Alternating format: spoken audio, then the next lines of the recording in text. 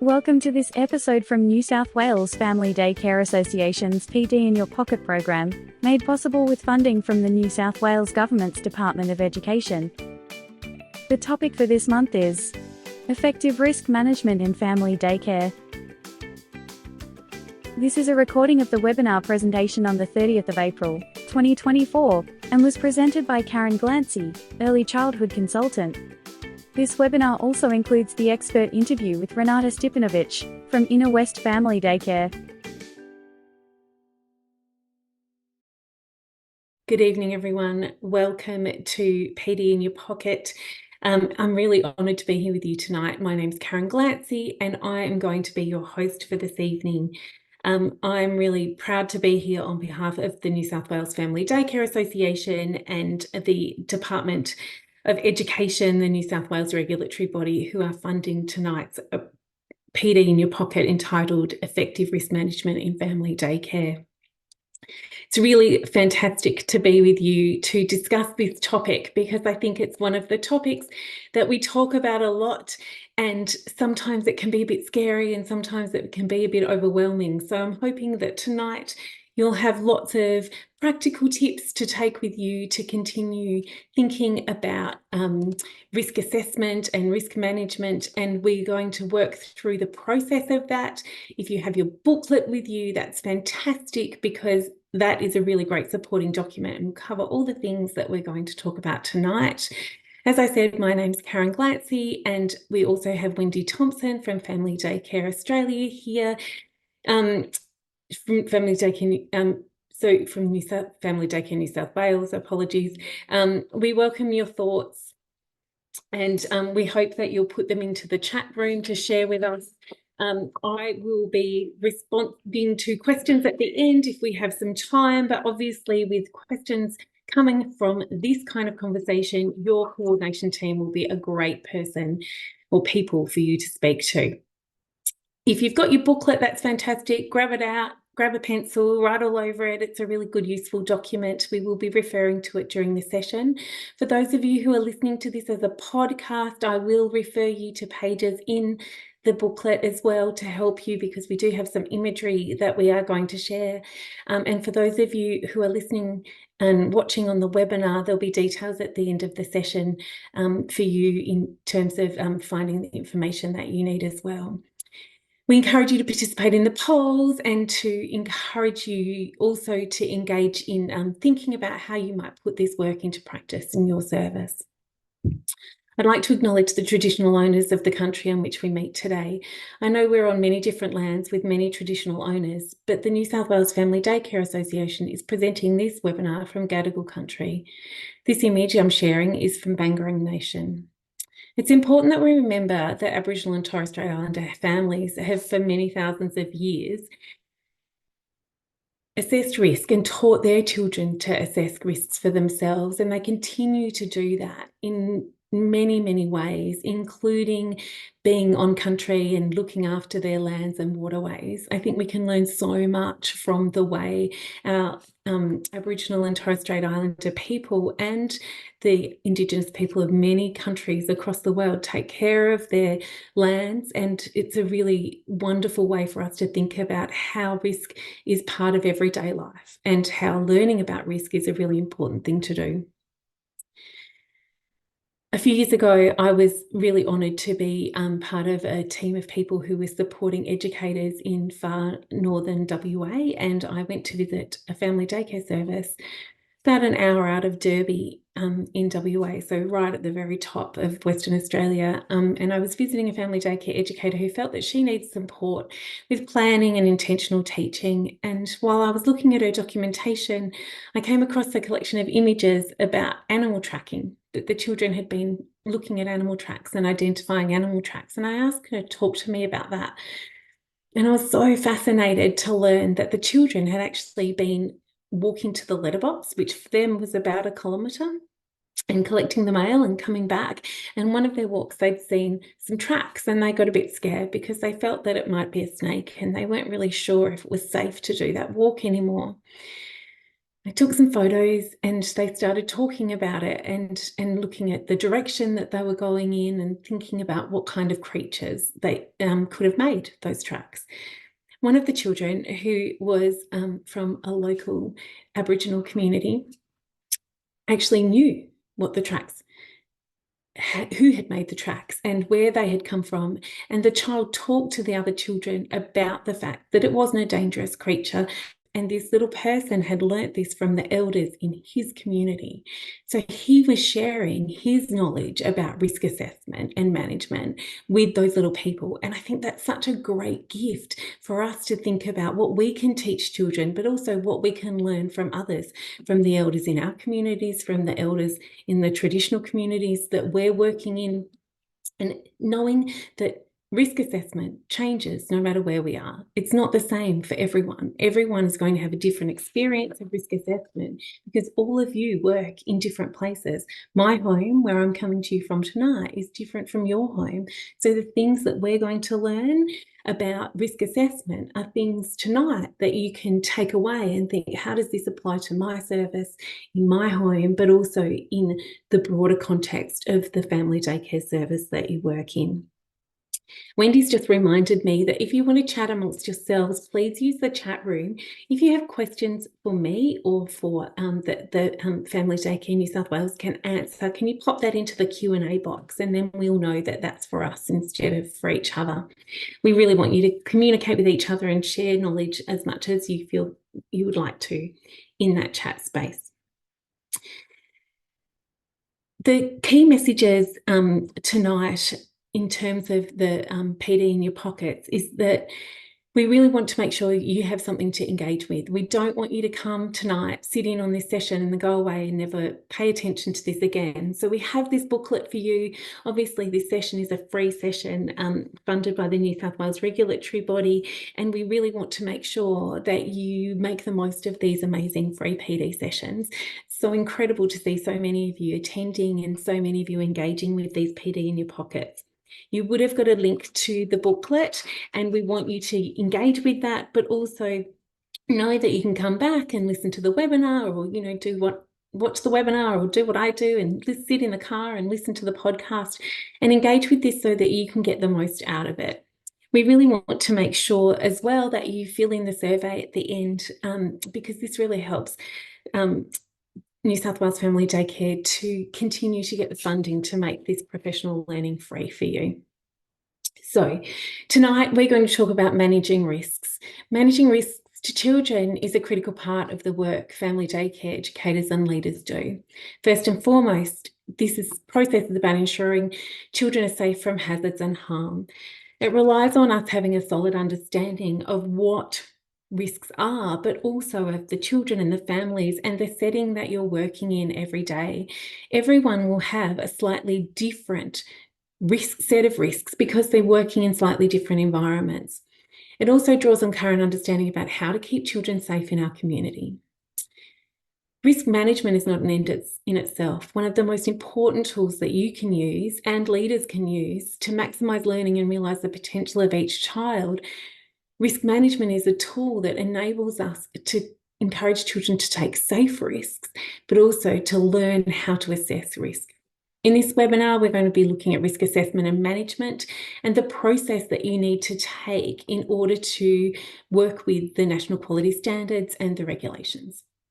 Obviously, this is being developed in the context of the updated frameworks with a particular emphasis on how to use the risk assessment and management tools in everyday practice.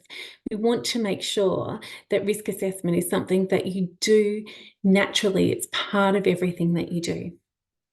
You may remember we asked you some questions when you registered for this session, and this is what we learned from you. We asked you what hazards or risks that you find easiest to manage.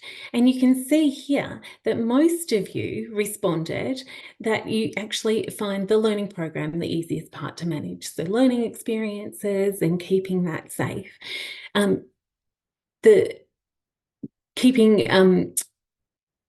Thinking about children and outings was something else that we talked about, and also food allergies. I think it's a big one. 18% of you said that food allergies were something that you found really difficult to do.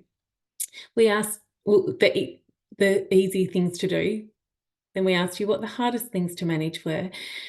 56% of you find safe play environments the easiest to manage, and 18% of you find food allergies easiest to manage. So it's really important to know that all of you are thinking different things. I want you to really think about what it is that's easy for you, hard for you, because it actually might not be the same for someone else. When we're thinking about what's hardest to manage, 35% of you said food allergies are the hardest hazards or risks to manage. And so we'll actually be talking about that tonight, and we'll also be talking about going out in the community. But in response to those comments, it's really important to know there's also a road safety PD in your pocket coming up in the next couple of months. So you might want to engage with that as well. We asked you how you complete the risk assessment and management process, and a huge 60% of you said that you do this with your coordination team, which totally makes sense. They are the people who are your supports, and it's really important for you to engage with them. It's great that you feel really confident to ask for help and to do that with your coordination team. 28% of you do this on your own, but only 4% of you do this with families and 3% do it with children.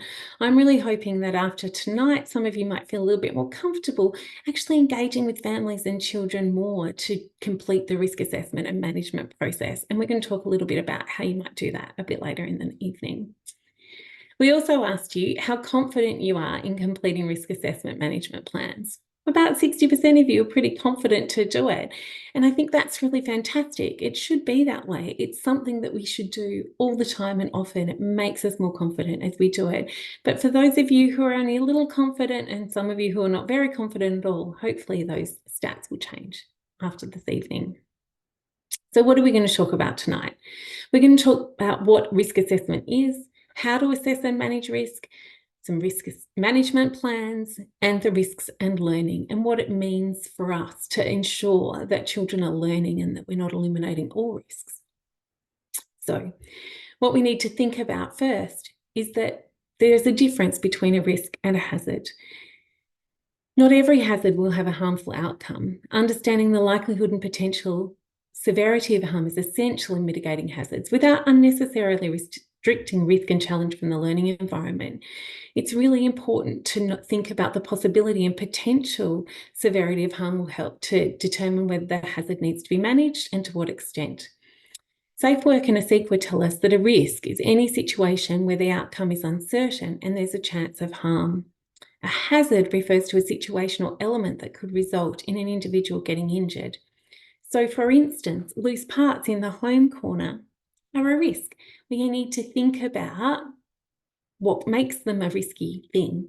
Is it the age of the children or the developmental stage of the children that we're working with? Is it the context that we're working in? So it could be some natural materials that we might have collected that we didn't know had been sprayed with chemicals, or it could be that we have children who put things in their mouths even though they may be 7 or 8, and we need to think about that context. It also could be the way those materials are stored. If they're natural materials, if you have damp pine cones or gum nuts and you put them in a plastic container with a lid, they can cause mold. So that could cause a risk or a hazard. So it depends. So a risk might depend on different circumstances. However, a broken bike is a hazard. A hazard is something that is actually possible that can cause harm to a child. So if a hazard can't be eliminated, the potential for injury must be minimised and the risk must be managed on an ongoing basis.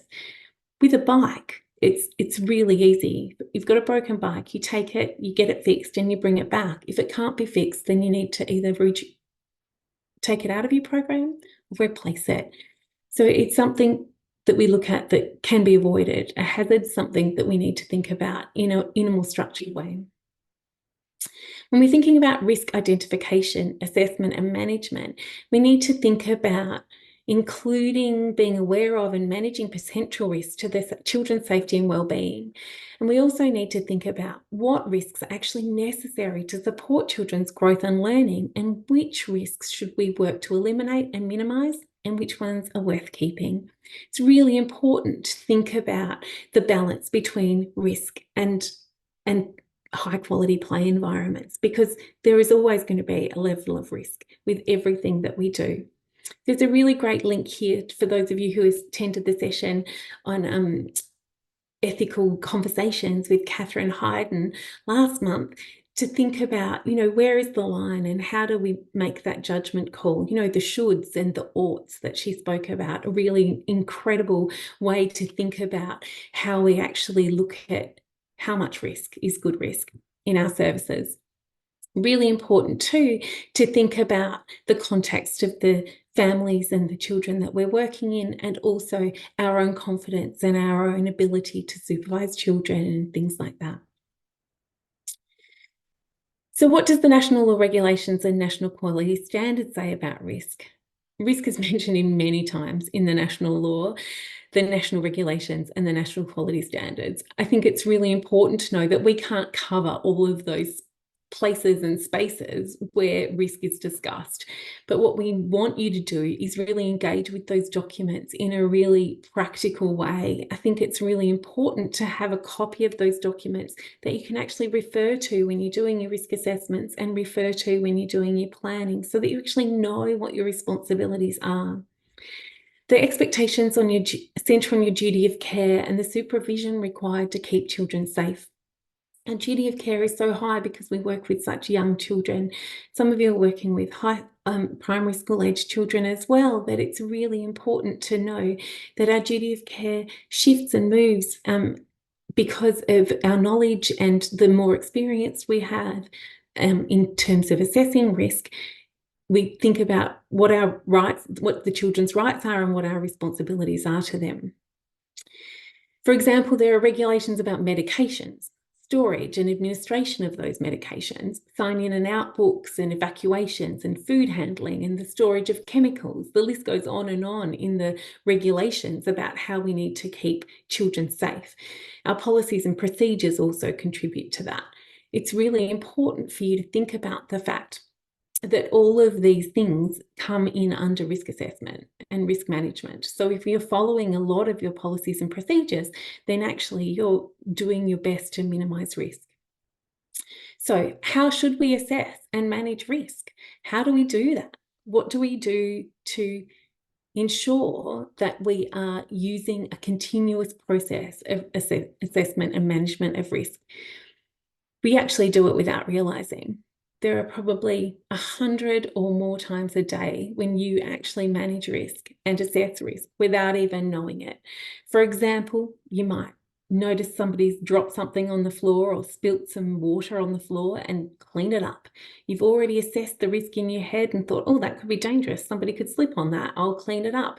It's one of those things that we actually do without even realizing, because we understand what it takes to keep children safe.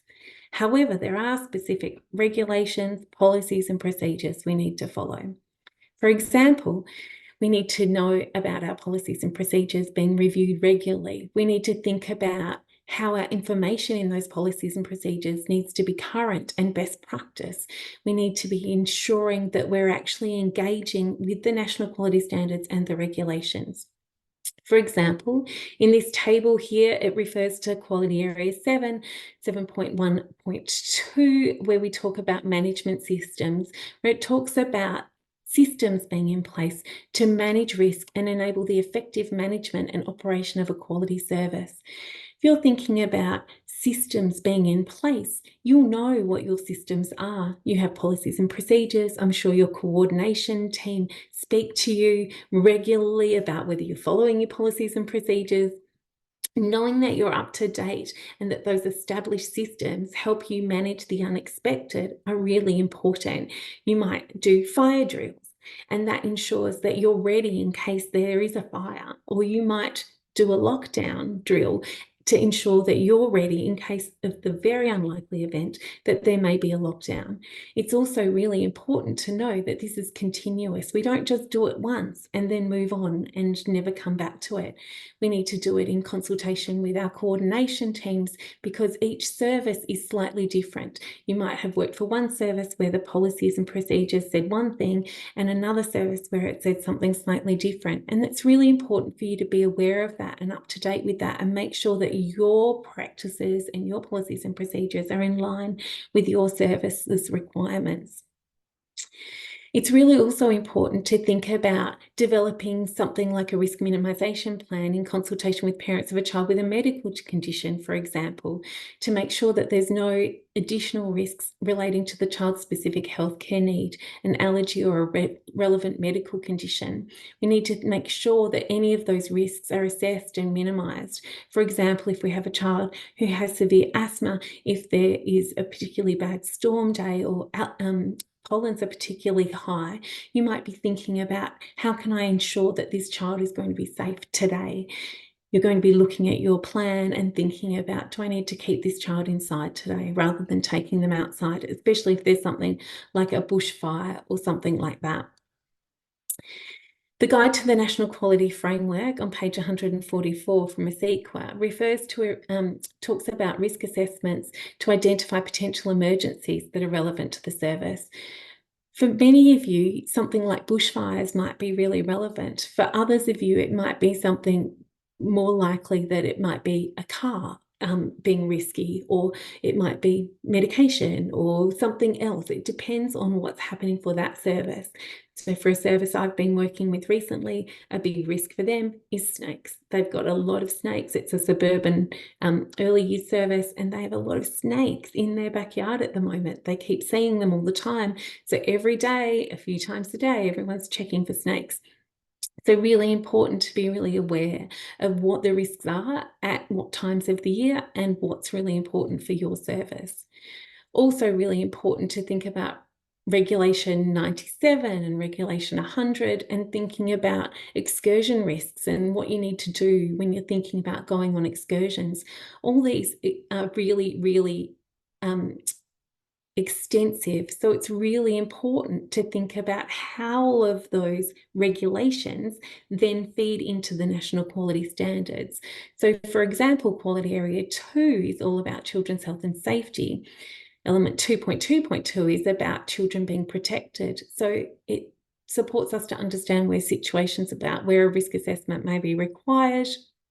And then we need to look at where it is that we need to fit it in. So if we're thinking about, this is the risk that I'm looking at, how does that fit in with the national quality standards? How does that fit in with the regulations? And which ones do I need to use to guide me and my practice?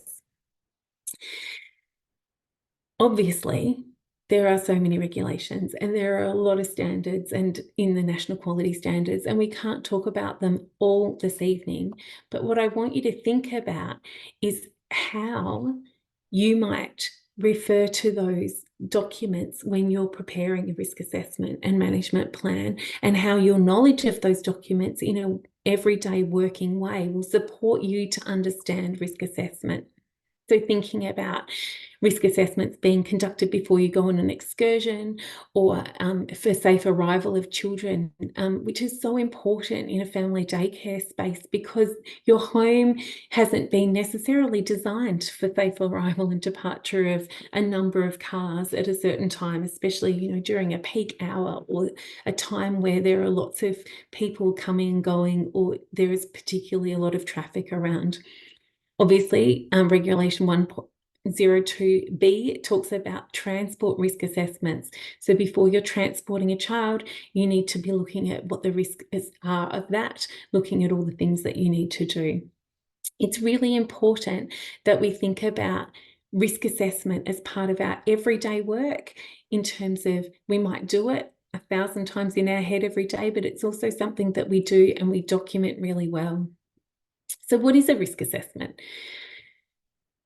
Some people refer to this process as a risk-benefit analysis, and I'm a really big fan of that. Claire Warden, in particular, who is from talks about it from a bush or forest school program perspective in the UK, talks about a risk-benefit analysis rather than just doing risk assessment, because what we're wanting to do is look at, here are the risks and here are the benefits, and which one is outweighing the other.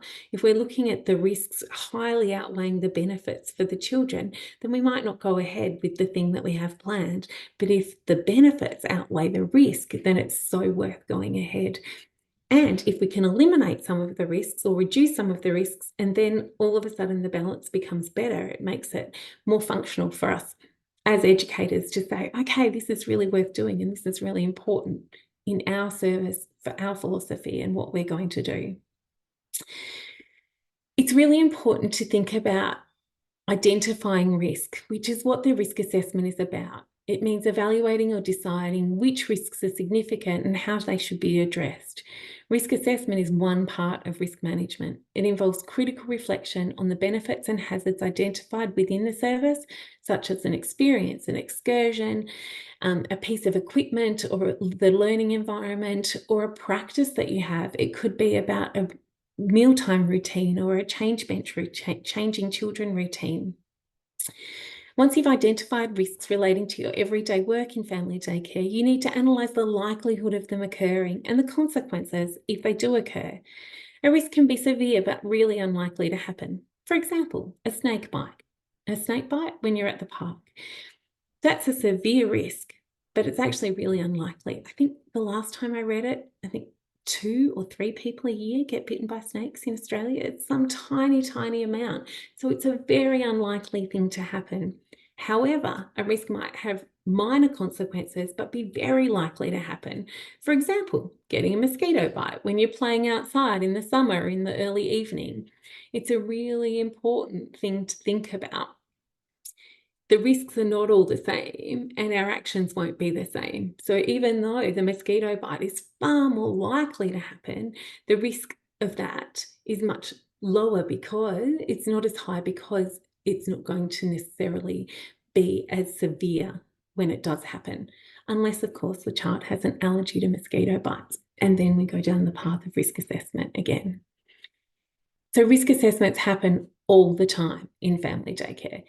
We do it with equipment and resources, in particular around arrivals and departures and in our learning environment.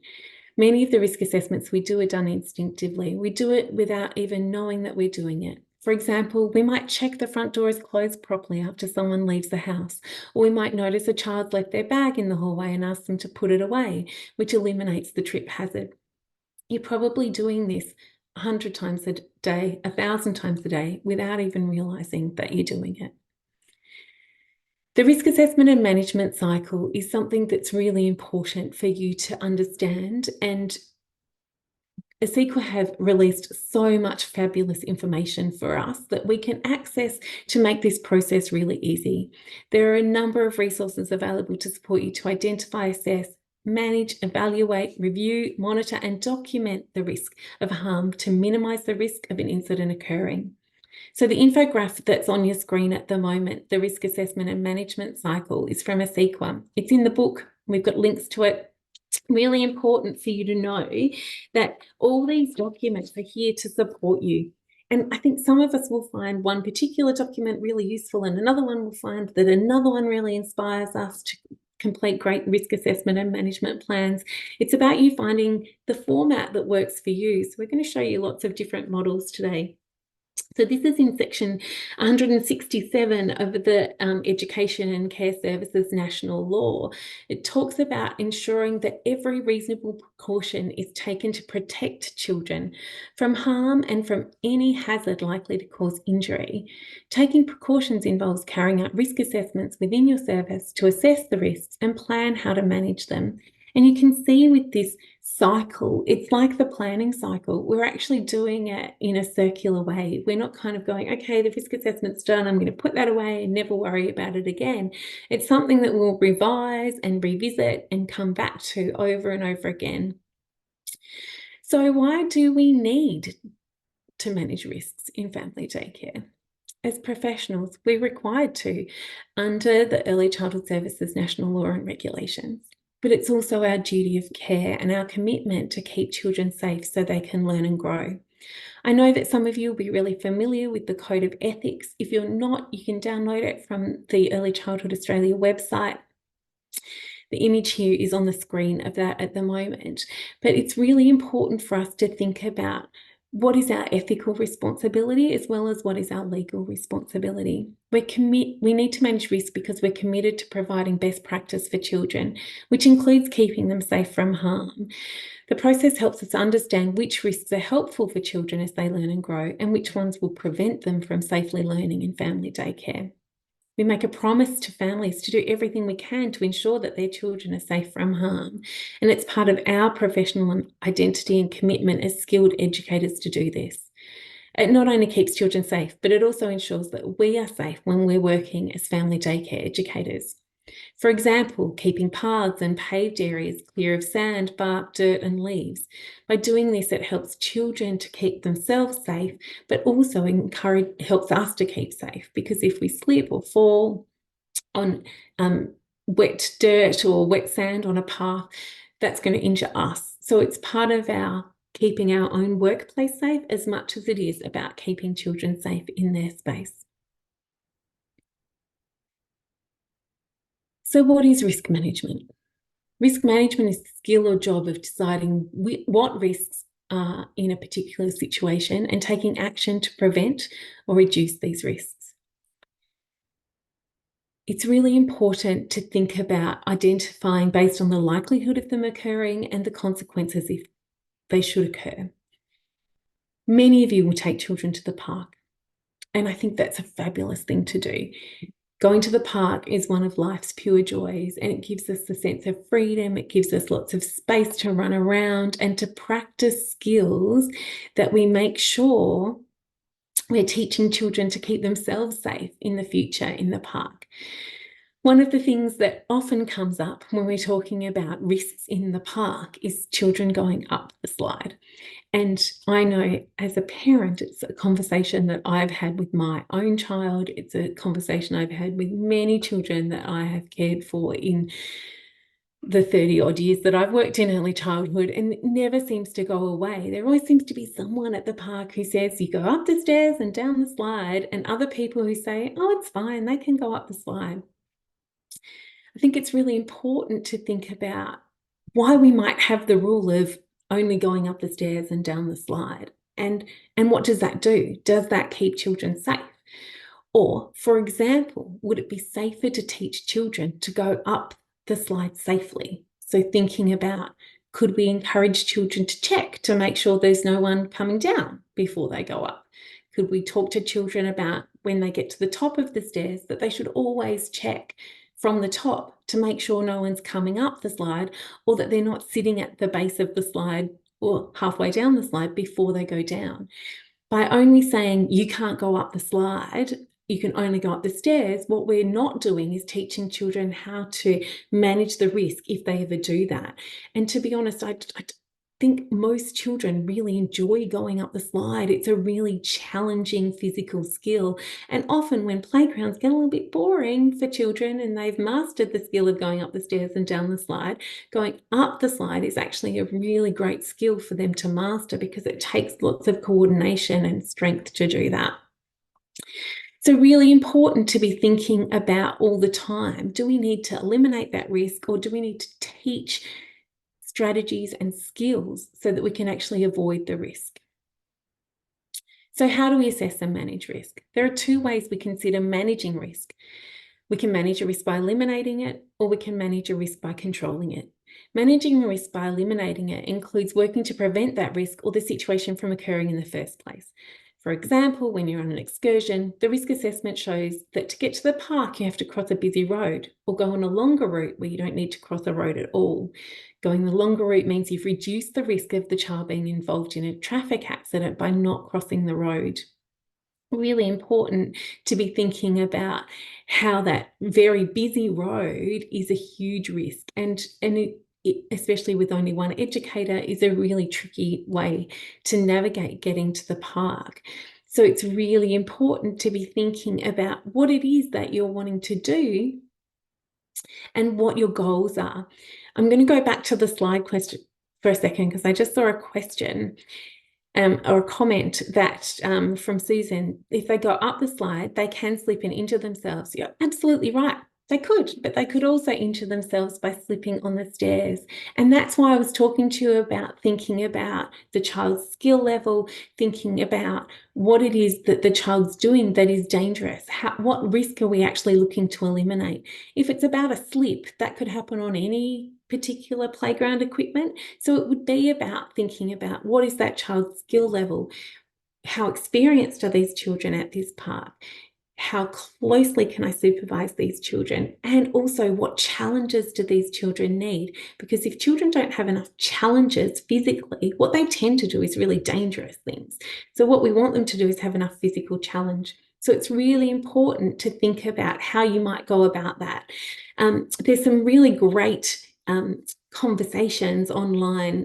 The learning professor talks about going up and down the slide and thinking about just challenging our thinking about, is this safe or is this not safe, and why, and how would we go about this risk assessment? And I think it's really important to note too that some of you might say, no, I think that risk is too great, and you'll have that documentation in your risk assessment and management. Whereas I might have a different risk assessment and management plan because I feel that the group of children that I'm working with, the slide that's at my park, or that the children that I'm working with have the skill to do that, and that I have the confidence to manage that risk. So it's really important to be thinking all the time that all these processes are things that you would need to think about on a case-by-case basis. Another example of assessing and managing risks might be that you've noticed a lot of sand on the paving after the children have played in the sandpit. Before you go inside for lunch, you might work with the children to sweep up the sand, eliminating the risk of slipping on it. You might also talk to the children about how you could avoid that happening again so that it's not something that is recurring. We don't want the same risks to keep coming up. You might actually, in your management plan, think about putting some planting around the edge of your sandpit so that the sand doesn't actually spill out onto that paving, or creating some kind of border. You can see here that this educator has actually put up some cones and some quite bright tape to show that there's a risky part of the playground. So the children are working at cleaning it up, but in the meantime, they put a stop sign out for the children around them to know that they can't go in there until that mess has been cleaned up. And again, that's a really great way of thinking about the level of risk and children's learning, and how we can encourage children and support them to manage their own risk, and also take responsibility for keeping themselves safe and keeping other children safe as well.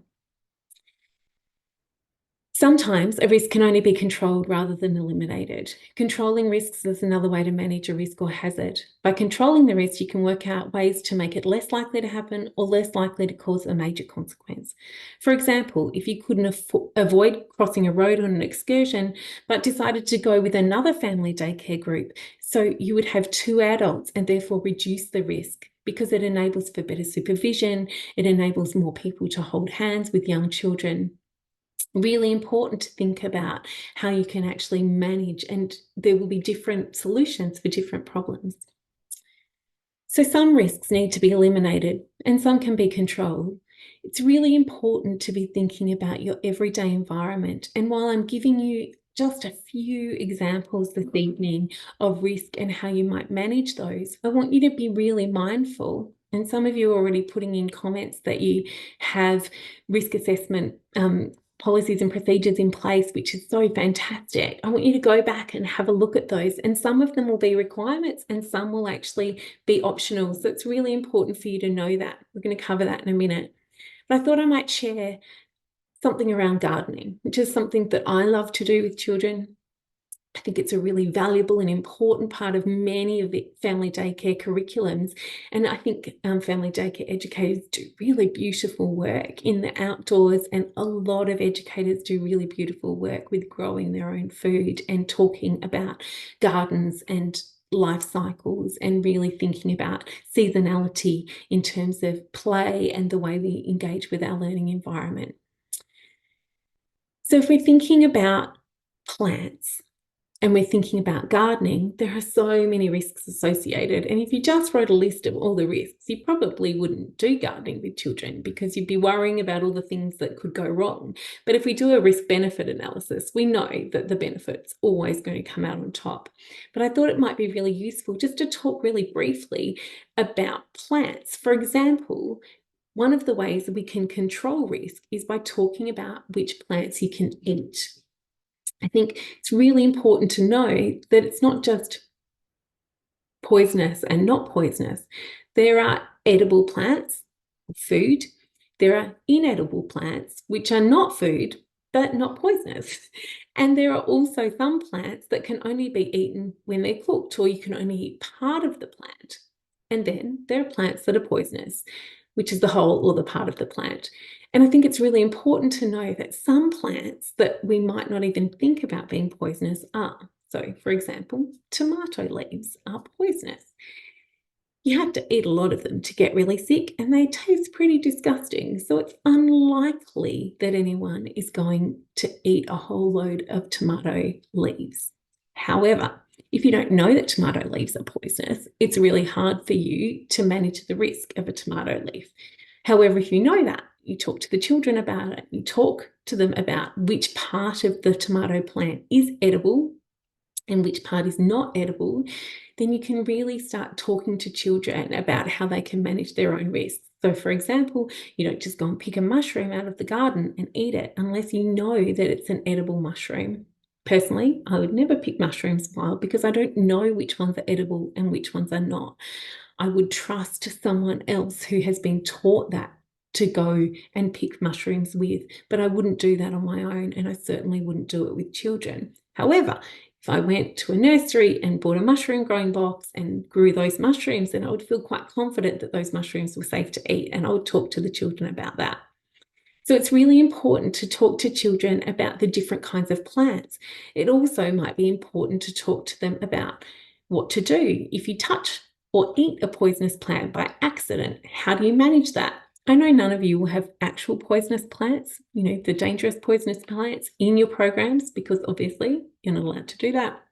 But some of you might have tomato plants.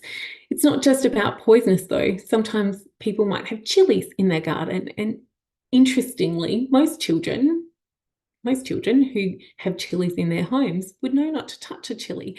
But if children are not exposed to chilies in their everyday life, they might not be aware that chilies can be pretty dangerous, especially around your eyes. And if you wash your hand, you don't wash your hands properly, and you're touching bits of your body, it can make you feel quite sore and uncomfortable. So having those conversations with children is really important. You wouldn't, for example, put a chili plant right next to where very young babies are playing. You might think about having that in a fenced off area where only the older children can access them, and talking to children about the safety of those plants. Obviously, when you're out and about, you're in the community, you might be at a park, it's really unlikely again that there might be a poisonous plant. However, when you're going on walks through your community, other people's gardens that you're walking past might have poisonous plants. So really important to talk to children about making sure they only eat things that they know are real food. The other things that we might want to talk about in our risk management plan and assessment is thinking about chemicals and tools and how we store them.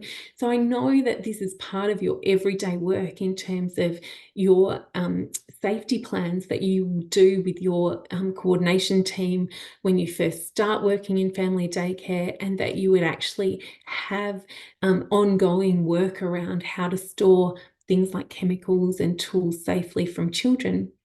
But really important too to talk to children about when you wear gloves and what kind of footwear you might wear when you're doing gardening, that you might not wear open-toed sandals, that you might need some protective equipment.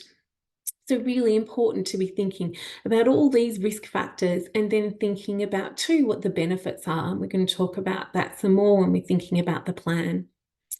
For example, if you're going to a community garden, your risks might be greater because there are people that you don't know.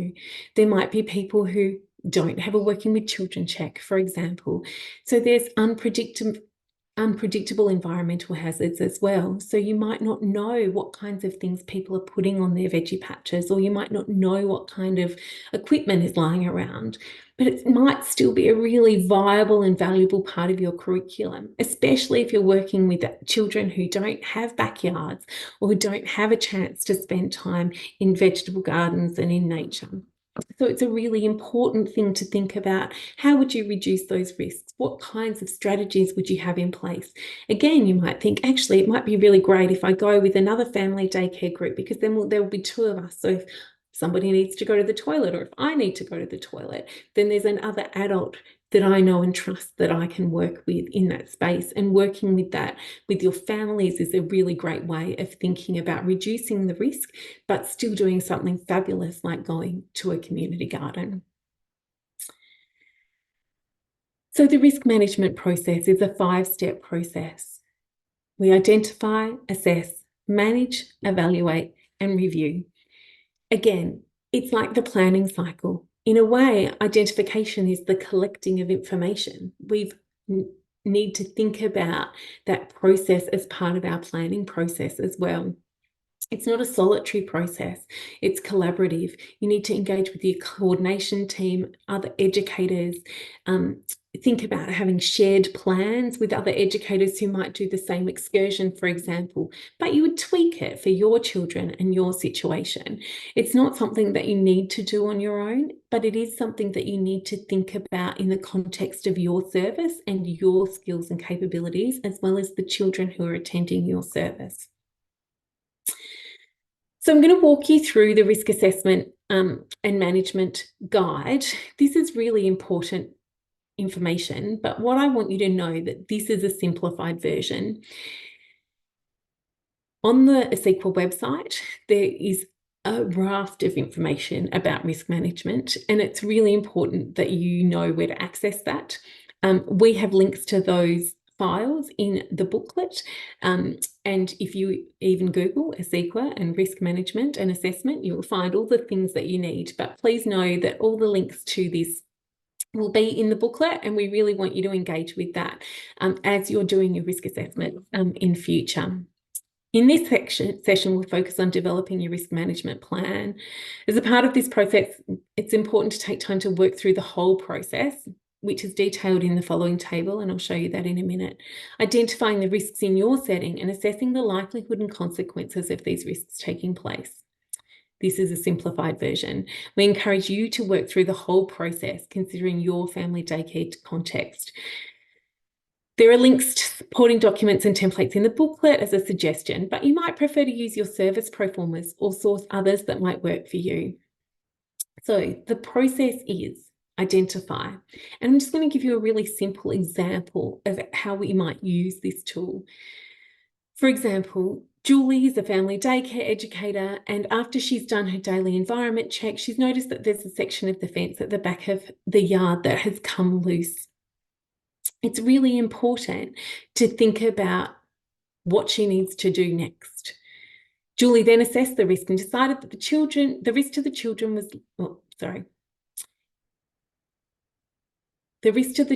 was likely, because it was a space they played in often and they knew well. So she was worried that even though the gap didn't look very big, she noticed it was big enough to put her 2 fingers in. And you heard me use the word notice. Remember when I said identifying is kind of collecting information in the planning cycle? This is what we're doing. We're identifying the risk. We're actually noticing something. So if you see a gap in your fence and you think, oh, I should get my fingers in there, I think that could be dangerous. What do we do then? Step 2 is to assess. She assessed that made a decision the risk was likely. Because the children play in that space a lot, she thought, it's not a severe risk, but to be on the safe side, she decided to take action to ensure the children were safe, especially the youngest children. In step 3, she decided to manage it. She decided that there were some things she could do to ensure that the risk to the children was eliminated. Julie made a note in the risk planning document given to her by the service that she planned to block off that area for the day and talk to the children about why they couldn't play in that part of the yard. She's dramatically reduce the risk because she's actually blocked that space off, and she's done that immediately. She also spoke to her son and asked him to come around that evening and fix the gap in the fence. Step 4 is evaluate and monitor. Julie recorded the way the children responded to the restriction in space and told the families about her assessment and planned actions. She also discussed the process with their field officer, and they both decided that the actions were appropriate and the safety of the children was maintained. The decisions were documented in a risk planning document that the service made available to Julie. Because Julie followed her policies and procedures and conducted the indoor-outdoor learning environment checklist on this day, she eliminated the risk for the children. There is a link to that indoor-outdoor learning environment checklist on page 21 of the booklet for those of you who are interested, and also on the ASEQA website. The process was simple and effective because Julie knew what to do. She knew who to report to and where to document this process. It became painless because she was actively engaged in her policies and procedures, and she had those processes in place.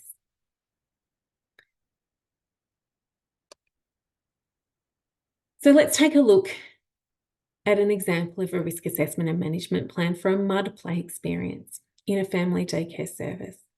This is another example of a tool you might like to use as a starting point to support your thinking around the hazard identification and risk management when planning experiences for children.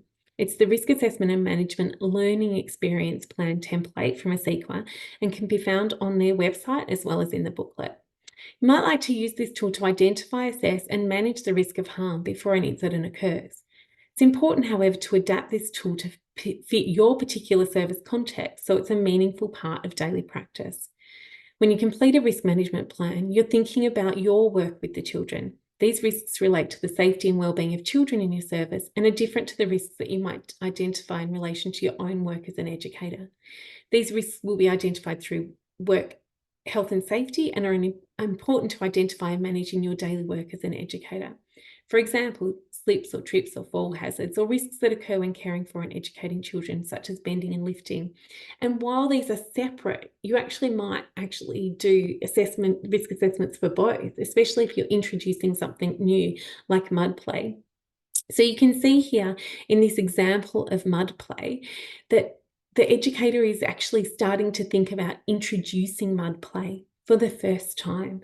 She's thinking about what the risks are and working through that learning experience plan and thinking about what's going to happen. Why are you going to do it? The rationale behind why you're going to do it is really important. I think it's really important too to think about looking at what the possible risks are and the likelihood of them happening, and also just kind of working through the process around, have I thought of all the dangers here? Do I really know what the dangers are, and have I thought about how I'll manage them? So for example, children playing in mud and using a lot of water, if they get quite a large puddle, what are you going to do about that puddle? For example, is it that when you go inside at the end of the day or at lunchtime or at another time of the day that you actually bucket some of that water out so that there's not a really deep puddle in that mud pit? It depends on your service and how deep the mud is and how big your mud pit is and how much water the children have. So it's really important for you to think about making sure that you develop your plans based on the work that you're doing with children. From October 2023, the approved provider, nominated supervisor and family daycare educators must take reasonable steps to ensure the needs for rest and sleep of children being educated and cared for by the service are met, having regard to the ages, developmental stages and individual needs of the children. This comes from Regulation 84A.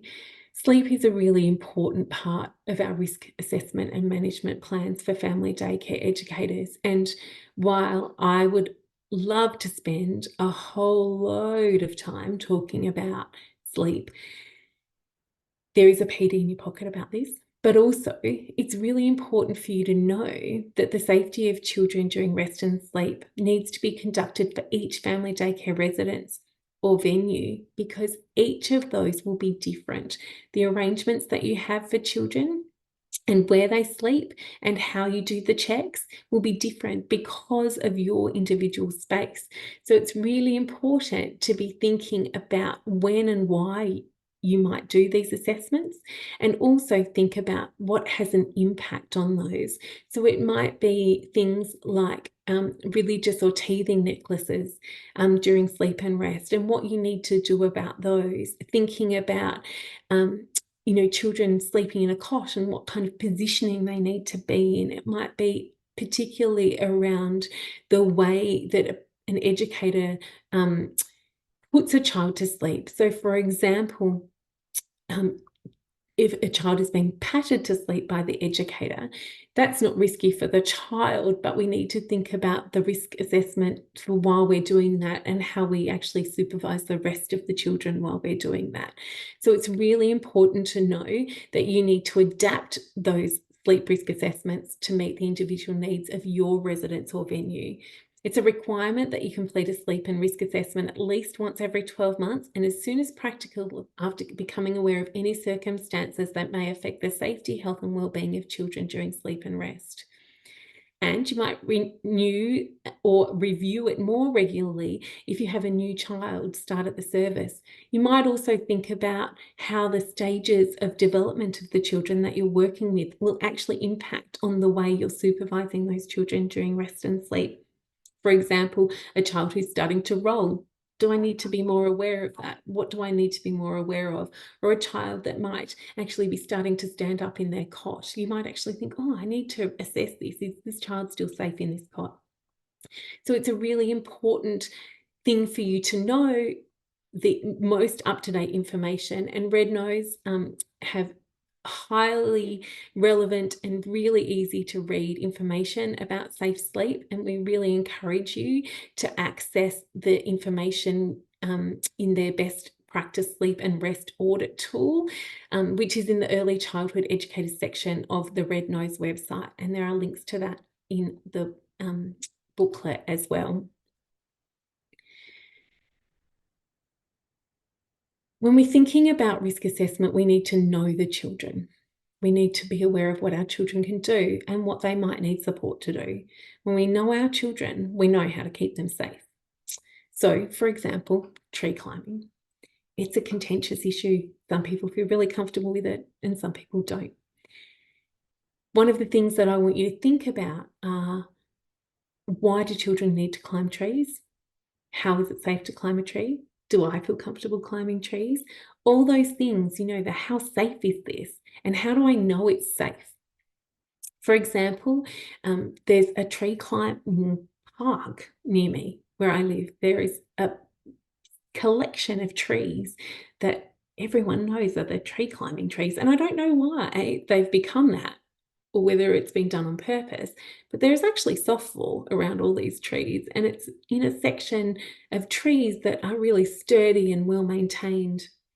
It's really important to think about how well those trees are looked after, because that's one of the things that you would need to assess. Growing up, I was always told that if a branch wasn't as thick as your forearm, then it might not hold your weight.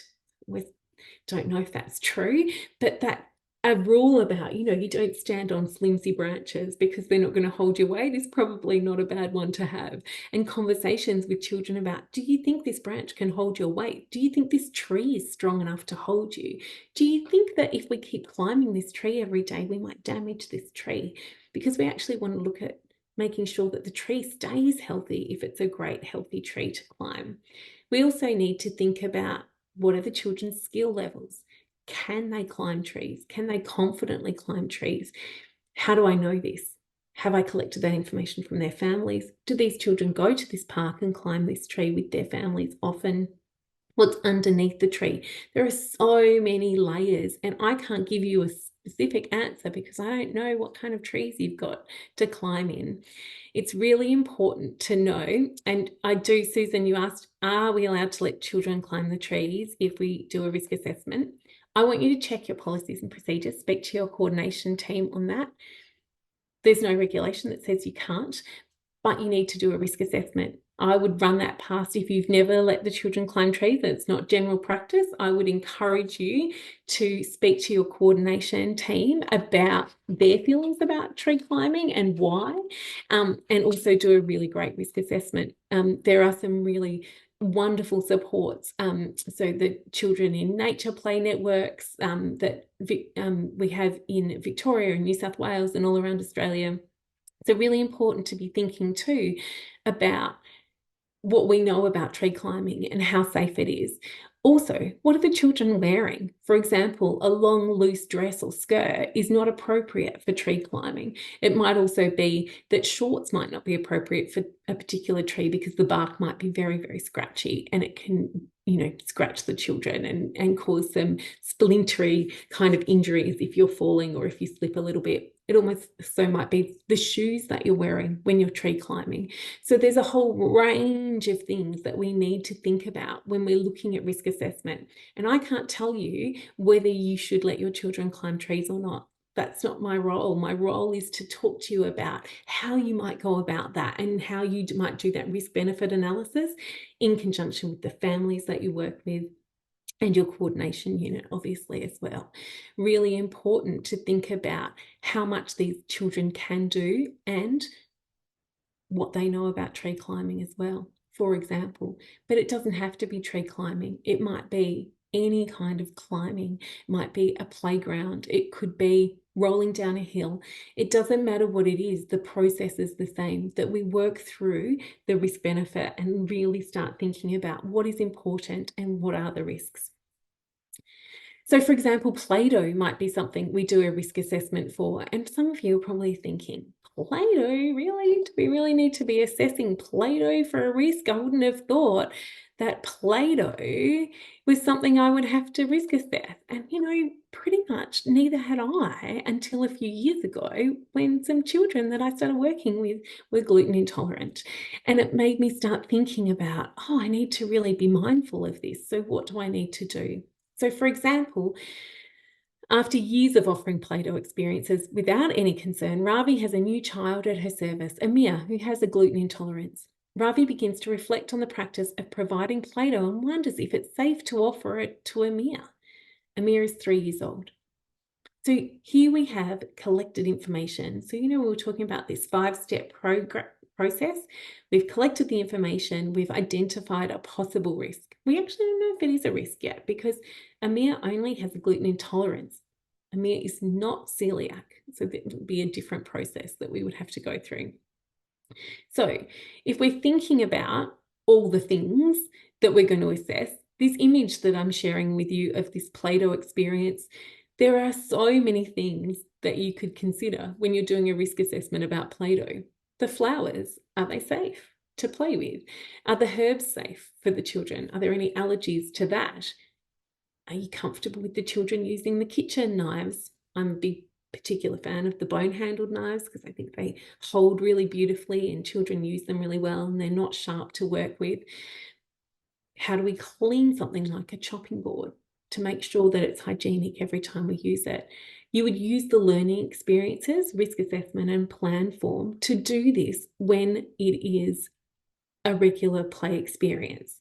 However, when we're thinking about Amir, you might also think about it from the perspective of an allergy or an intolerance. So you might actually go further when you're thinking about doing a risk assessment. When you have a child who has an allergy or when you have a child who has an intolerance to a particular item, and it might not just be food, it could be a particular substance in glue, or it could be something like a perfume, or somebody I was working with recently was highly allergic to lavender, and so the essential oils that her colleague had been using in a meeting had made her eyes water and her skin become very itchy. So she wasn't aware that they were burning essential oils in this meeting room prior to the meeting and was really unwell. So all these things are really important when we're thinking about that risk assessment process.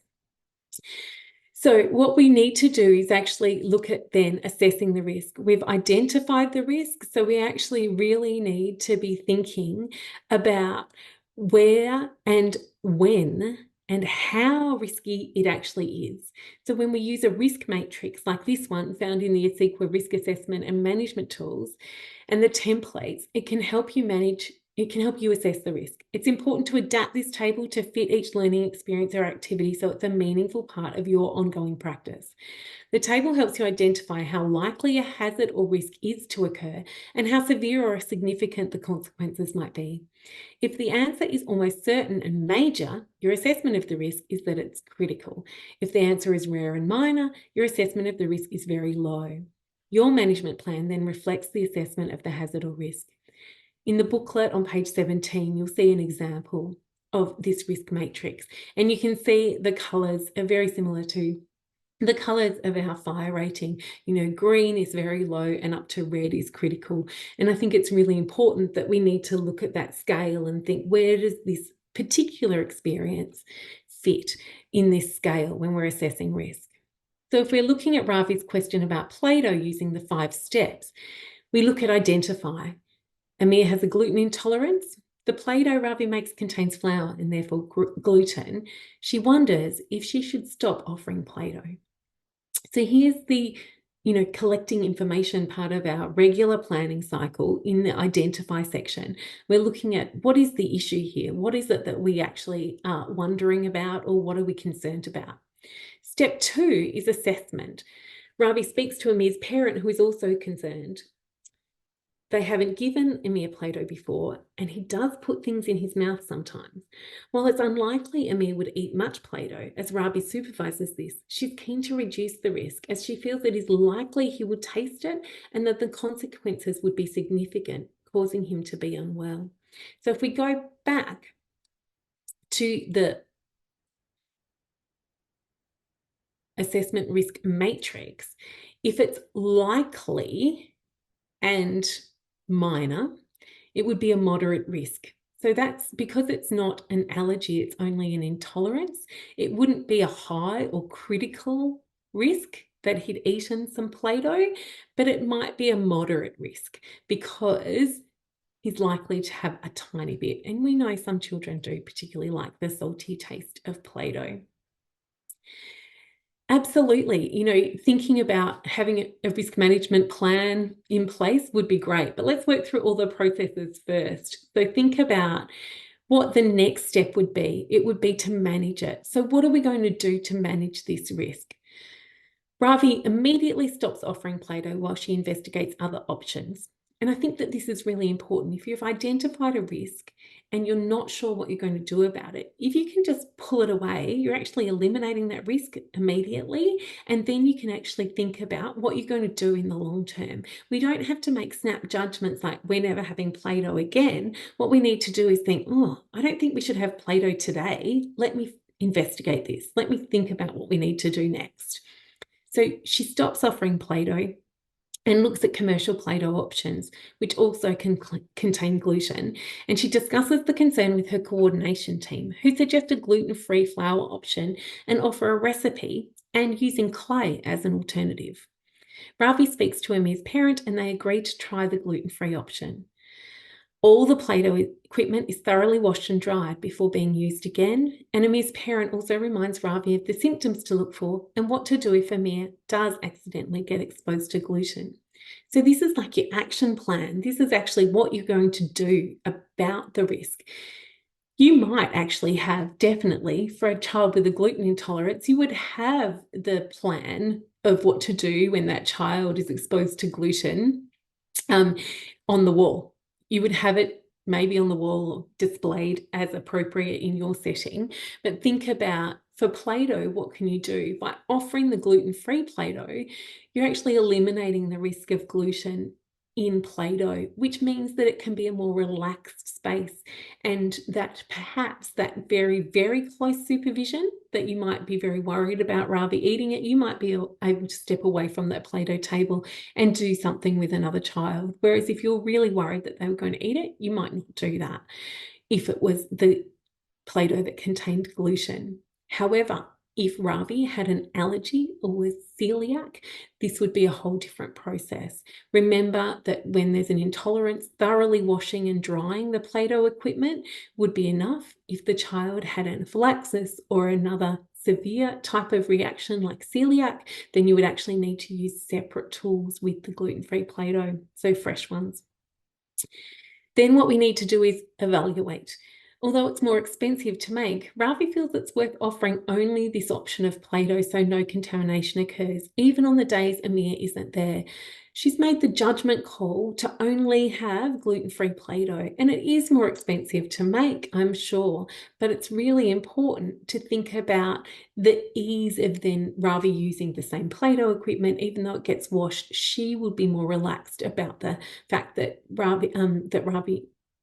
Amir won't be exposed to that gluten in the Play-Doh, say stuck up in little bits on cutters or something like that. Then you're going to review it. Step 5. Ravi shares her Play-Doh recipes with families who begin making it at home too, because they have children with gluten intolerances. And she also shares it with her colleagues, which is such a great thing. I think, online chat forums and, spaces like this, and if anyone's got a really ripping gluten-free Play-Doh recipe, I would actually really love it, because I'm working on one at the moment and I haven't quite got mine right yet. But sharing that you're doing that is a really great thing to do, because somebody else might one day go, oh, I've got that recipe that Ravi shared. That's such a great thing for me to have in my toolkit, because if I ever need to reduce that risk, I've got a little trick up my sleeve. But also, Ravi decided that she would always be the person who made Play-Doh for playgroup, because then she knows that she can take him here to playgroup and he can use the Play-Doh there as well. So you can see here that by working through this process, Ravi's come to a really great solution. She's also upskilled some of her colleagues and herself in the process.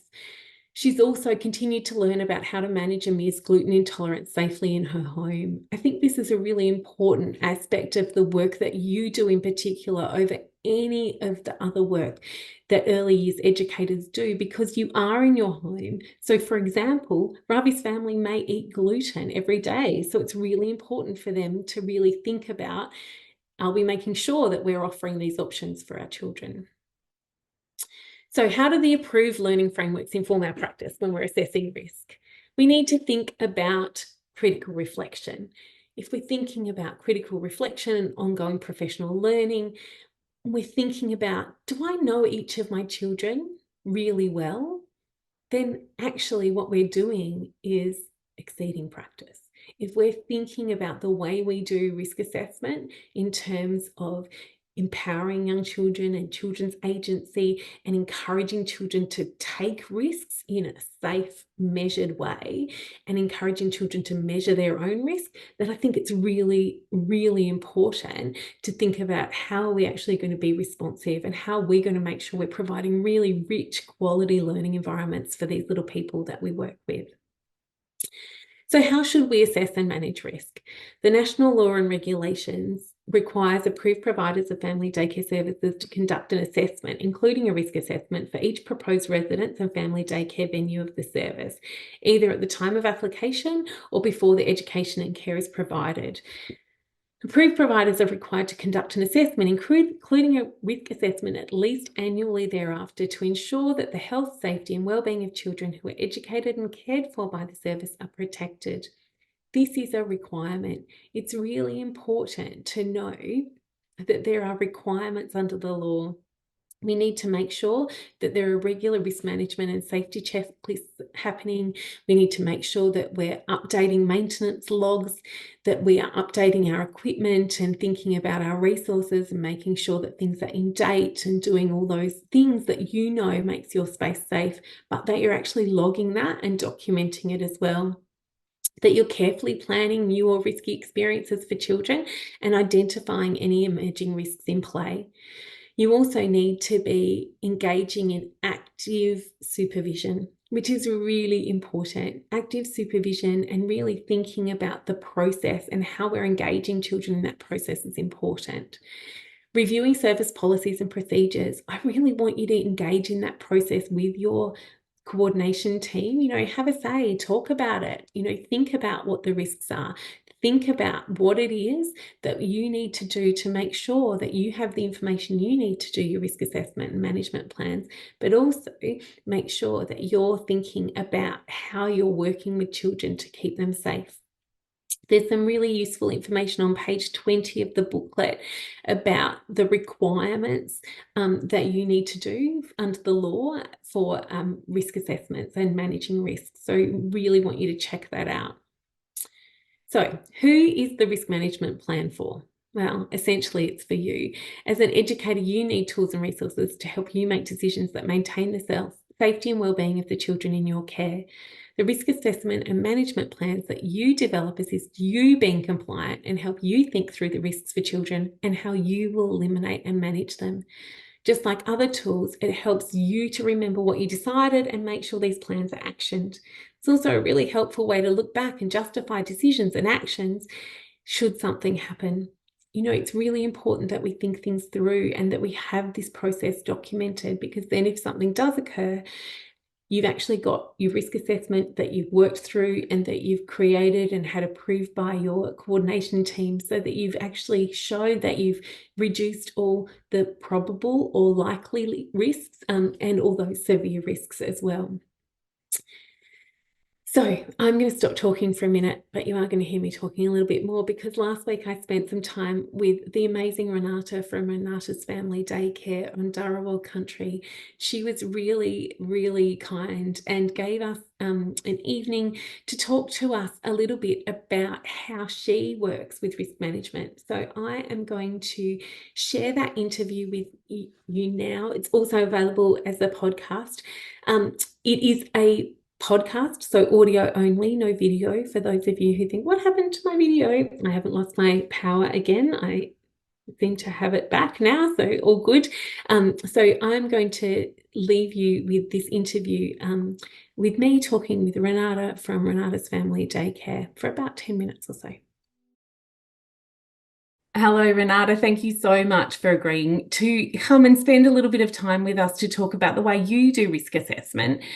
I'm really hoping that you can share a little bit about your personal experience of risk assessment and how you go about things, and then just share a little bit about how you feel about that process as well. Is that okay with you? Yeah. Thank you. So I'm just wondering why you think risk assessment is important when you're working in family daycare. Why is it important? We work on our own. Safety is a big thing. Safety in our environment, safety when we go on excursions, safety when the babies are sleeping. Even when we're crafting, like, if we're doing a science experiment or something, working with tools, perhaps, it's all safety. Risk assessments keep us safe. It's for our benefit. I agree. And it's interesting that you raised that, that you work on your own, because I think in family daycare, the risk assessment and the risks are actually very different to what they are in a centre-based service. So it is really important that we think about this in our own context, because your risks might be different from somebody else's risks as well, because your family daycare service is different to somebody else's. So that's a really important thing for us to talk about. So you talked about a lot of things like using tools and going out and doing all sorts of things.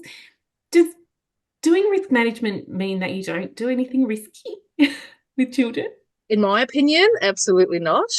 I think sometimes if people aren't familiar with doing risk assessments, they can be a little bit frightened by it. Once you give it a go, and you can always ask your management team for support if you're kind of not sure where to start, or you can speak to your educator peers who maybe are confident in their risk assessments.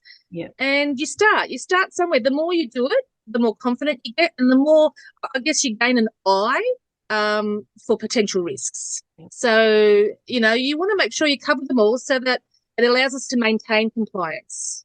Absolutely. Yeah. So can you talk to me about the kinds of things that you do in your service that people might think are risky with children? We do a lot of community connections. We do a lot of excursions. We love excursions. Our service is known in our local community for the excursions and the extracurricular activities that we attend. So we tend to attract those kinds of families in our service. So I need to be ready with my risk assessments at all times, and they have to be thorough. Yeah. Because that's what protects me. Yeah. We all the educators pay insurance.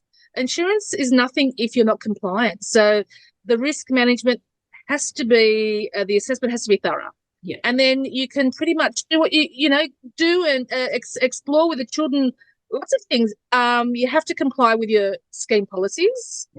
We have to comply with regulations. We're bound by those. Yeah. And it's up to your scheme to support you with those risk assessments.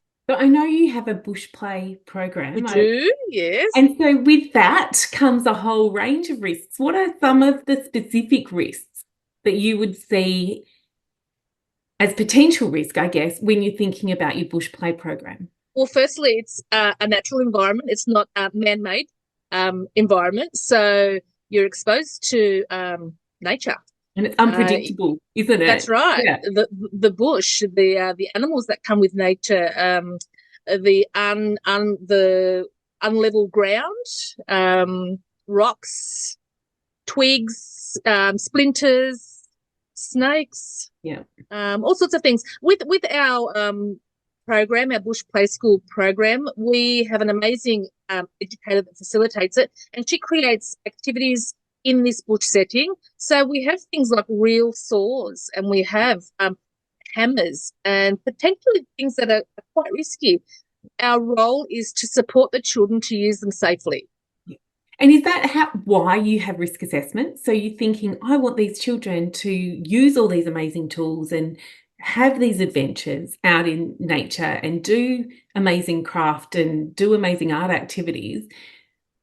But those risks don't stop you from doing that. So a lot of people often think a risk assessment is to say why you shouldn't do something. But really what you're saying is a risk assessment helps you to do things.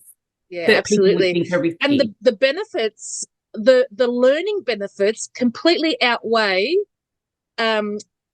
the having to do the risk assessment. It is a big job, and it does take some time and some thought, and it's quite a layered process. Yeah. But it's worth it, because once you've done it and you're out there, you're ready, and you're prepared for things. If something was to go wrong, you're prepared for it. You've minimized all the risks that you've pointed out. So it's definitely worth it. The children love it. Oh, look, I could not expose my children to the experiences they get in the bush setting. I can't expose them to that in my home environment.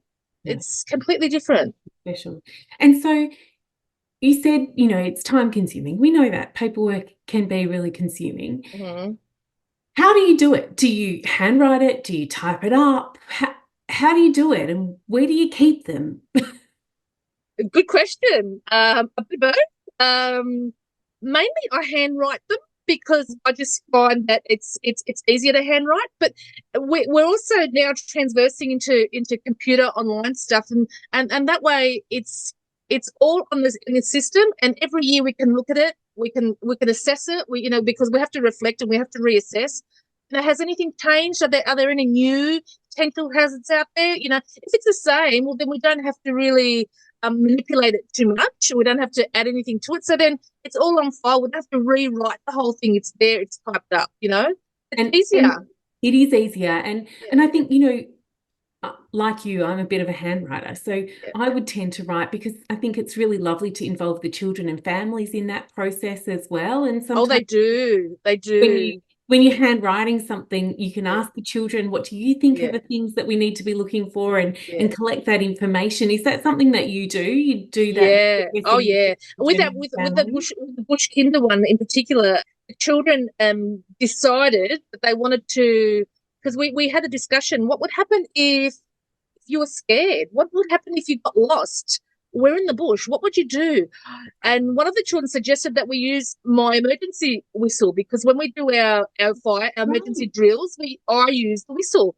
And I thought, well, you know what? That's a great idea. So we went ahead and we purchased 4 whistles, And they were really excited because they came up with the idea and we discussed it. And we had to talk about the importance of using it only in an emergency.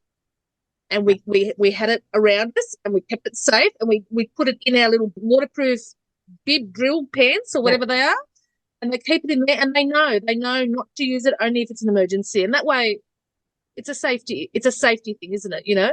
Absolutely. And I think, that might not work for other people, but it works for you and for the children and the families that you're working with. And I think that that's the message that we're really trying to share this evening, is that risk assessment is a really individual process. And there will be some risk assessments that are similar and the same to your colleagues, and that you can share.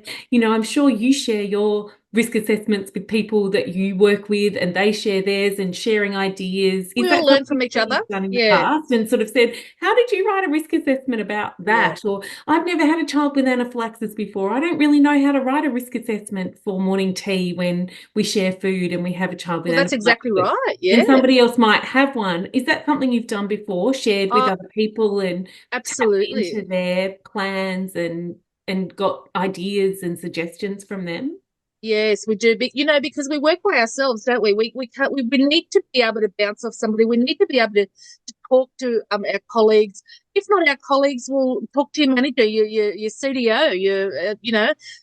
Talk to people and learn. Do some training, gain some confidence, because it's really worth it. It really is worth it. My parents trust me. My families in my service, they trust me because they've seen the depth of my risk assessments, and they're elaborate and they're thorough, and so they trust me. They've got no qualms, That's so great. Thank you so much, Renata. You've been such a joy to talk to. We really appreciate you taking the time. And thank you so much for spending your time talking to us about what you do and inspiring other people to, make friends with risk assessments, because I think the way you've spoken about it has really given us an opportunity to think about how much they benefit us, as well as the children, and the things that we can do in our program. So thank you so much for your time. I really appreciate it. Thanks for having me, Karen. Thank you so much, Renata. You were so amazing. She was incredibly nervous, as most of you would be if we'd invited you. So it would be amazing if you could just join me in giving her a little silent round of applause, because I think the things that Renata shared with us tonight are probably the most useful things you're going to take away from this evening. I think, thinking about individualizing, talking to your families that you work with about your risk assessments, showing them those risk assessments so that they feel confident when you're doing something that's a little bit outside of the ordinary, or something a bit tricky, or something a bit risky, so that they know that you've thought through all the eventualities, I think is a really brilliant thing. So thank you so much for your time, Renata. And you can obviously listen to that little chat again on the PD in Your Pocket, from the PD in Your Pocket website. The links will be at the end as well. So it's important to note that you can decide which tool works best for you. I think it's really important to find a tool that works for your style of writing. Like Renata was saying, she tends to write things by hand. Some of you will be much more confident on the computer than maybe I am, or Renata is, and happy to do it that way. It's important that you find the tool that works for you, but also really important for you to know that you don't have to reinvent the wheel.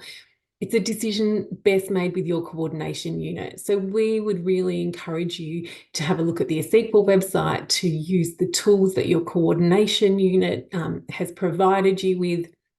So it's really important to be making sure that the risk assessment management plans that you do are compliant and also are exceeding national quality standards. We want our risk assessments to show off the amazing work that you're doing. So really important to make sure they're really thorough, because they will form evidence for you during a rating and assessment visit, but also to protect you in case something does go wrong, to show that you've made all these plans.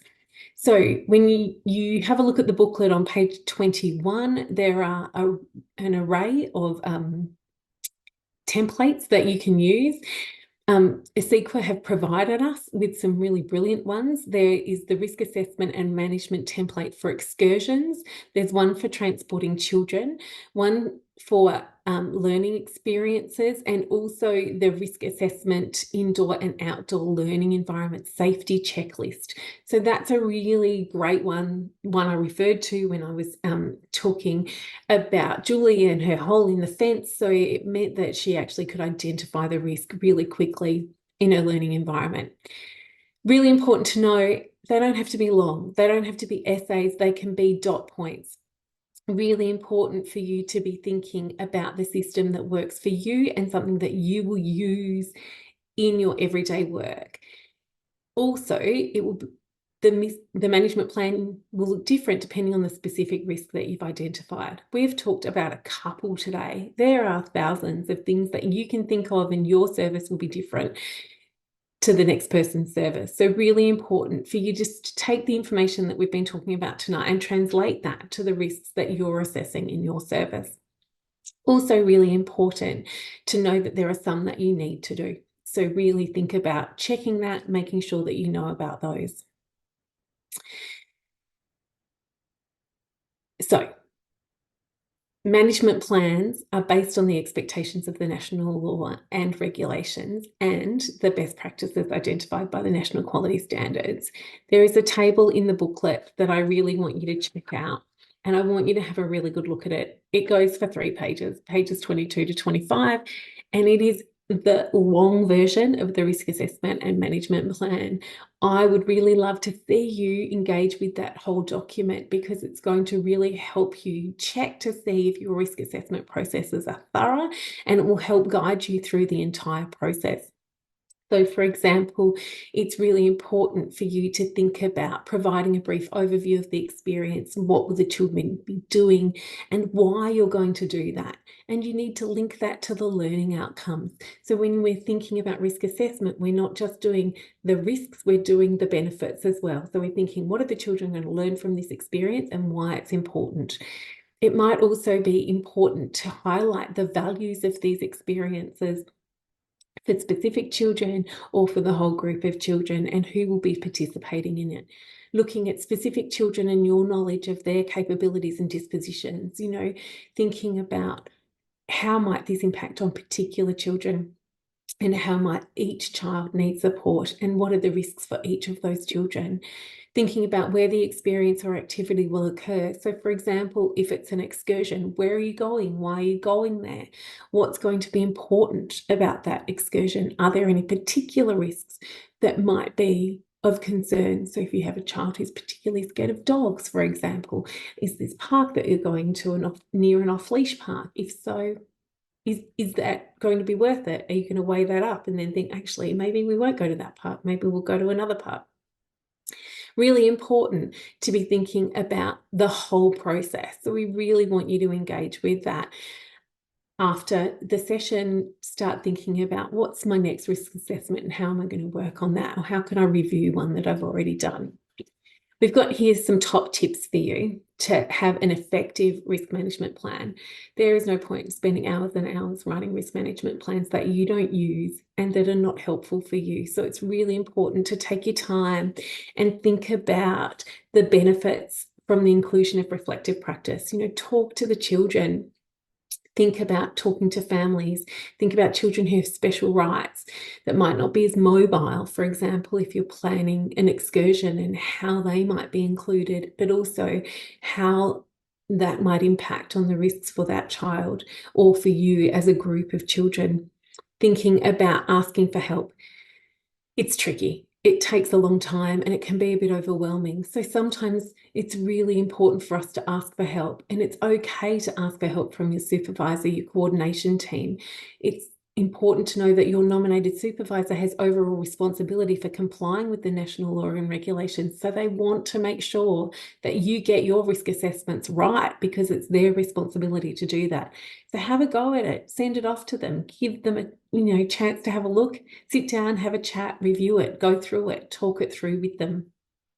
Think about a team approach. If there are a number of family daycare educators all visiting the same park with a lake on a regular basis, why don't you consider getting together, working on your individual risk management plans together? You might have some things that are the same and some things that are different, but it's really useful to think about the context of the park with the lake, but then think about your children and your context separately as well. Reflect on your plan. The development of the plan doesn't mean you stop thinking about risk and how to manage it effectively. Include time in your planning schedule to reflect on the effectiveness of your risk management plan. Talk to your educational leader about it or your nominated supervisor about any changes you might like to implement. You might stick with a plan for a few months and then think, this is just not right, this is not working, I need to make some adjustments. So have a chat to your coordinator or your nominated supervisor and talk to them about the changes that you might want to make. Think about that in context of the law and your policies and procedures, and also think about each individual service, family daycare service, being slightly different. You need to share your plan. Make sure the families of the children in your family daycare program are aware of it. Not only communicates that you're compliant with the law and regulations, but also that you take children's safety and wellbeing seriously and have made specific plans to understand and address any identified risks. Don't write an essay. Risk management plans don't have to be long and complicated. They don't need to use formal language, but they do need to be clear and they need to make sense for you and for the people who are reading it. So really important to use dot points and terms and words that are familiar to you. Also really important to make it accessible for the families that you're working with. Check with your coordination team to ensure that the way you've described the risk and your actions to address that risk can be understood by others and that you're compliant.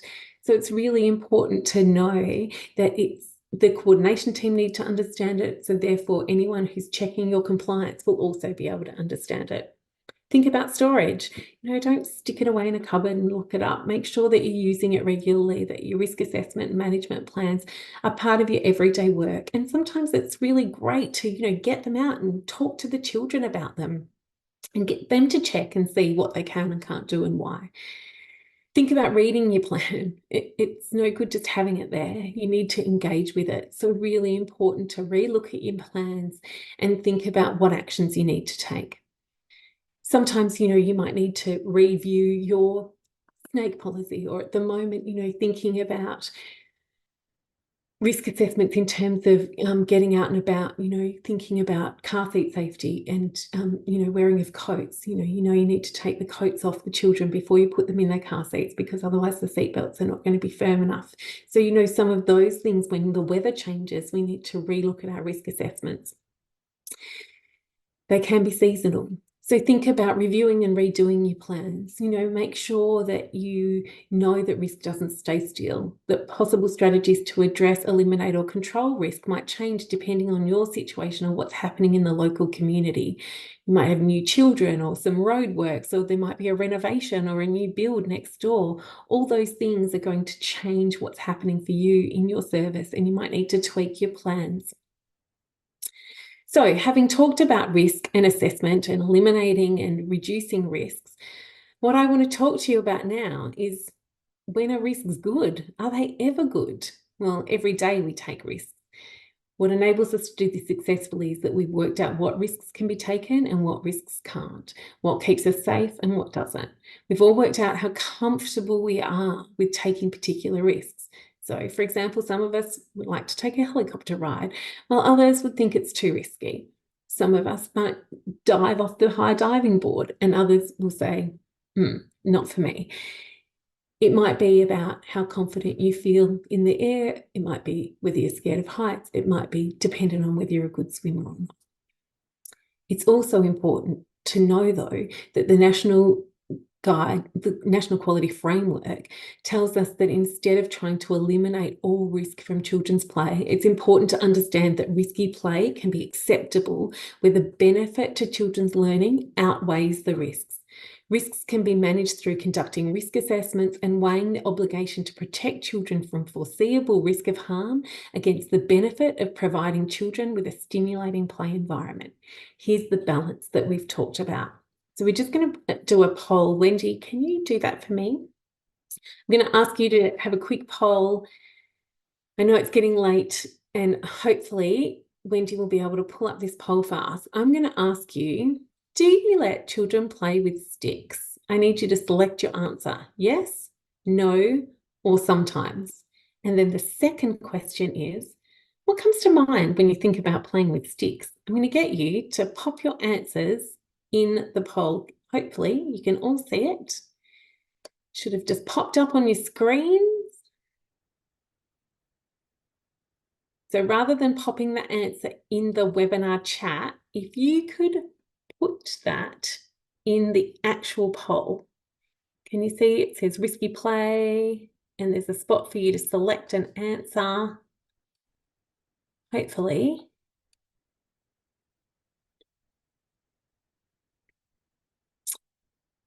There's no poll. It's all right. Let's skip the poll. You've all put your answers in the chat. Just throw them in the chat for me. Yes, yes. Sometimes walking sticks. Okay. Yes. Awesome. So this is going to be easier than I thought. Some people did get the poll, but I think we'll just move. Oh, here we go. Thank you. Some of you got the poll. So 49% of you let children play with sticks. Makes me happy. 23% of you don't, and 29% of you said sometimes. I think that's a great answer. So when you think about playing with sticks, what comes to mind? What do you think of when you think of playing with sticks? Sometimes people think of fighting games or gunplay. Sometimes people think of, sword fights. It's really important to think about there's no black and white. When it comes to risk assessment, it's really important that we think really, really broadly and look at all the grey. And yeah, sometimes we worry about poking and all the things that come with stick play. But it's really important to think about the fact that risk assessment isn't always about stopping risk. It's also about encouraging risky play in a safe way. So, for example, this is stick play. The children are making a wombat stew with sticks and other bits and pieces that they found. This is not risky play, but it is stick play. So if you have a blanket no stick play rule, this play is not allowed. This play would also not be allowed. And I did see some people say they use sticks for counting and to make creative arts with, which is super exciting because that's exactly what we want to do. It depends a lot on how we're using the sticks, but also how creative we are with them and also the boundaries that we're teaching children. We're thinking about creating art with sticks and weaving and creating beautiful wands with yarn and sticks. We're teaching children really amazing fine motor skills. That winding of yarn is such an important fine motor skill because it's such an unusual thing for children to be able to do. And it's often a precursor for making pom-poms and things like that, and a great motor planning exercise for children as well. So what we want to do is encourage stick play and think about, have we done a risk assessment about stick play? Are we wanting to actually avoid, allow, or encourage stick play? And with what limitations or guidelines? Can the risk be assessed with children and families? And I think this is, stick play is one of those things that you could definitely do with the children. They will come up with all the possible hazards, I'm sure, and then they will talk to you about what makes them feel uncomfortable or scared about stick play. And then you can talk through what are the limitations. Are you allowed to play with sticks, but you're not allowed to point them at people? Are you allowed to play with sticks, but run with them? You as a collective would need to decide that. And then we actually need to think about, do we allow children, especially school-age children, to play sword fights with sticks? And how would we manage that?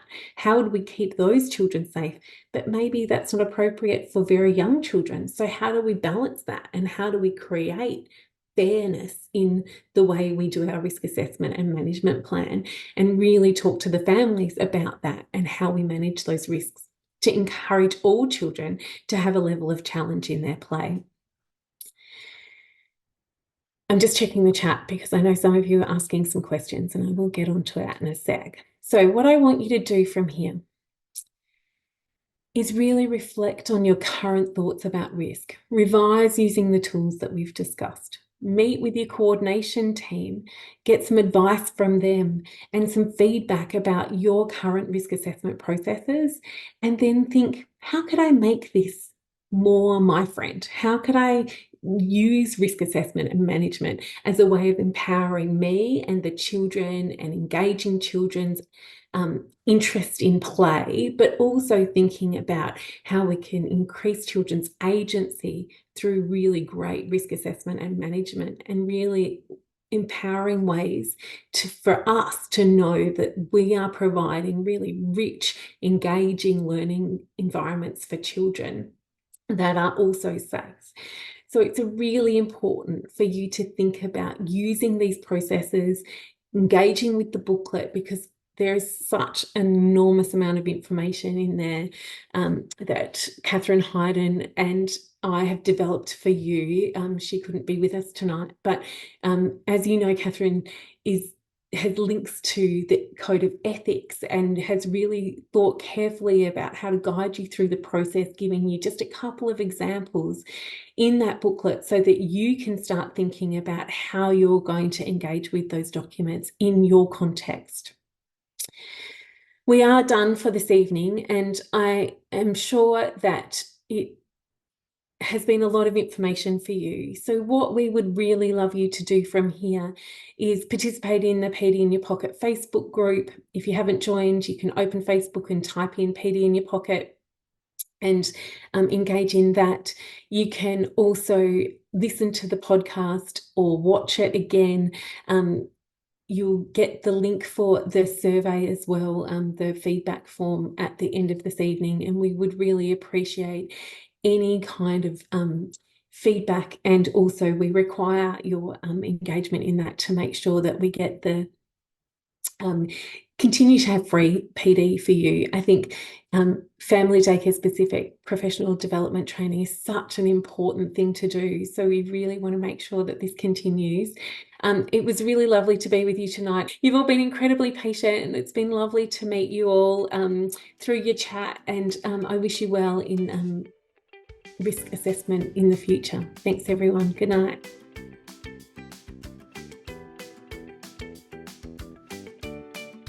Thanks for participating in this episode of PD in Your Pocket. This series was produced on the lands of the Wangal and Gadigal peoples.